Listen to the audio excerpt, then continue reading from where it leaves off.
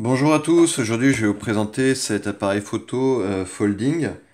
Il s'agit d'un Beyer Precisa qui date de 1930 et celui-ci est équipé d'un objectif Schneider Xenar 75 mm ouvrant à 2,9.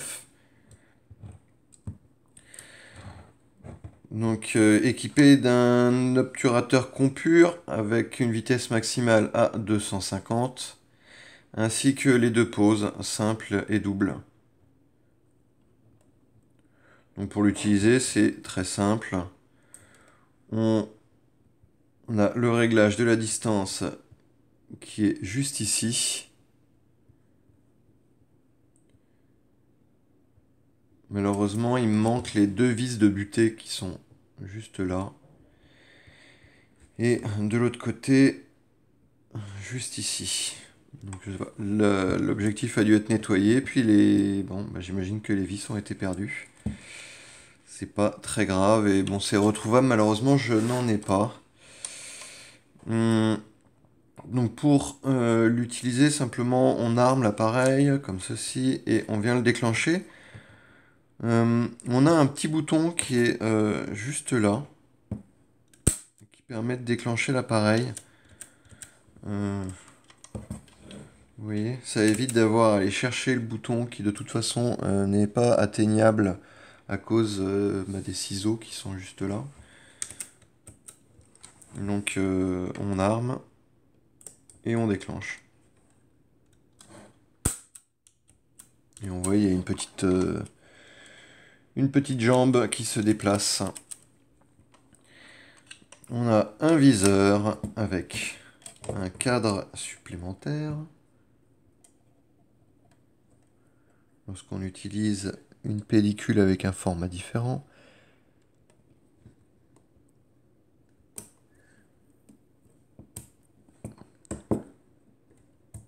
On a également un petit bouton ici. Je ne sais pas trop à quoi ça sert. Si c'est pour corriger éventuellement la parallaxe ou je suppose que ça doit être pour la corriger. On a le marquage Beyer, également 3 fenêtres à l'arrière. Je vais fermer l'appareil. Voilà. Le souci c'est que le viseur ici il tient pas en fait.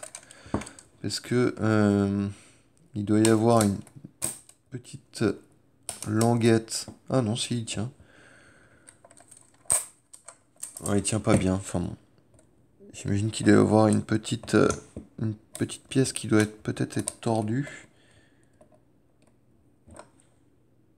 Ah non, en fait, ce bouton, il sert à maintenir le viseur. Donc il faut bien le ramener comme ça, sauf que la languette est vraiment toute petite.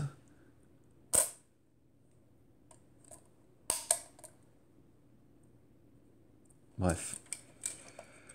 La languette est toute petite et le viseur il a tendance à s'ouvrir.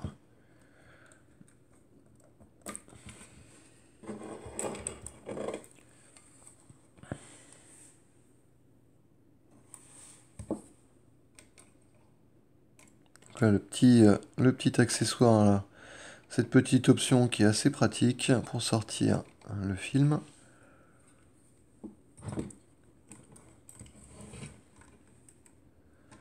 On va ouvrir l'appareil à l'aide du bouton qui est sur le côté. On a une béquille pour maintenir l'appareil.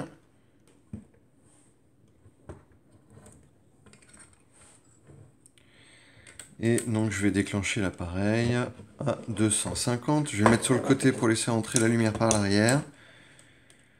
À 250. Le déclenchement avec le bouton juste là. On va mettre une vitesse plus lente, mettons à 10. Qui sont éventuellement les vitesses qui peuvent commencer à poser problème. À 1 seconde. On voit que les vitesses sont bien respectées.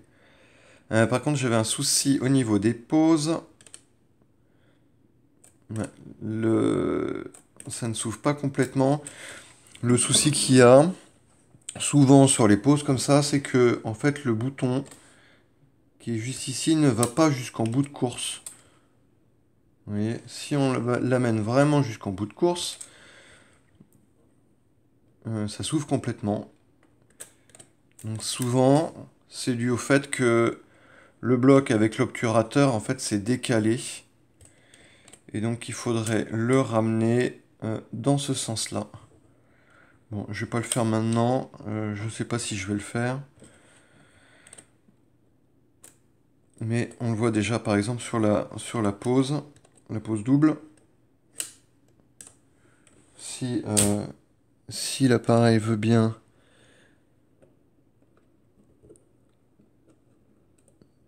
Il me faudrait une petite tige. Je vais prendre ça. Voilà. Donc là, vous voyez, en fait, c'est tout simplement parce que cette pièce-là ne va pas jusqu'au bout.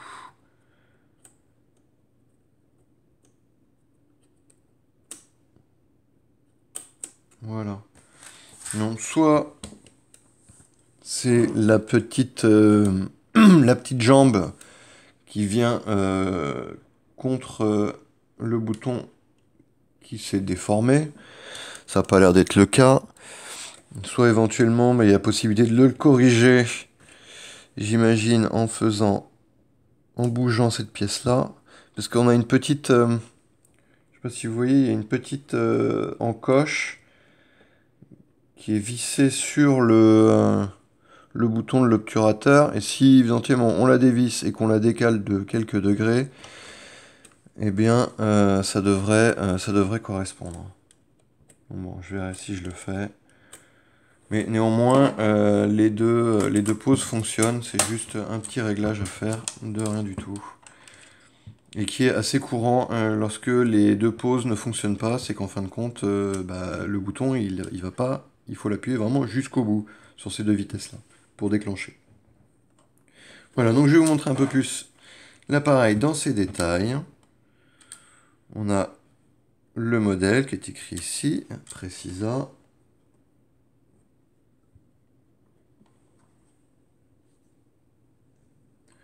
L'objectif qui est de bonne qualité, qui est très lumineux.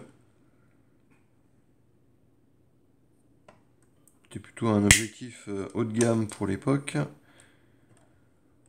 Le fameux viseur, avec son bouton qui a tendance à s'ouvrir très facilement.